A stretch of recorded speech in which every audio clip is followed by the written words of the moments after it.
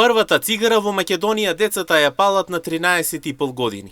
И не станува збор само за класичните тутунски производи, новата мода се електронски цигари. Од улицата и училиштата граѓаните се децидни, мора да се преземат конкретни чекори. Вела дека пушењето цигари е удар врз джебот, а потоа врз здравието. Од владата истакнуваа дека во завршна фаза се законските измени. Мора ич да се пушат. Не е ич добро. Ја не пушам ич. Подобро е. Ке заштедат малку за јадење, за пиење. Не убаваме, се што да и правиме. Па потреба е, па што.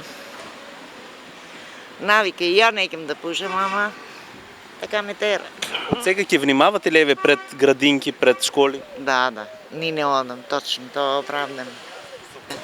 Да не скуши, да. У Германија така ја одам по месец-два не.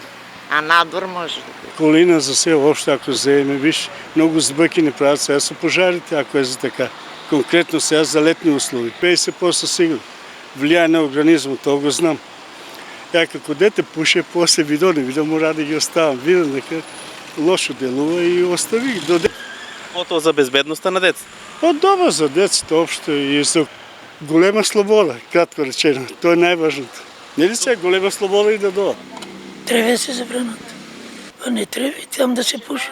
Граѓаните се децидни дека времињата се драстично променити. Ако некогаш пушачите се криеле, денес не. Младите јавно пушат цигари насекаде. Не знам, ама знам дека пушат. Гледаш ги, еви, некој пат јавно. Остаеш што е скришно, тоа е друго. Али јавно ги гледаш и доволно е тоа што го видиш јавно.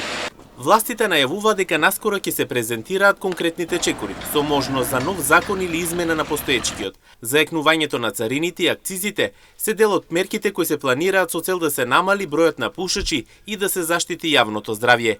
Дали овие чекори ќе успеат да го намалат бројот на младите пушачи, останува да се види на дело.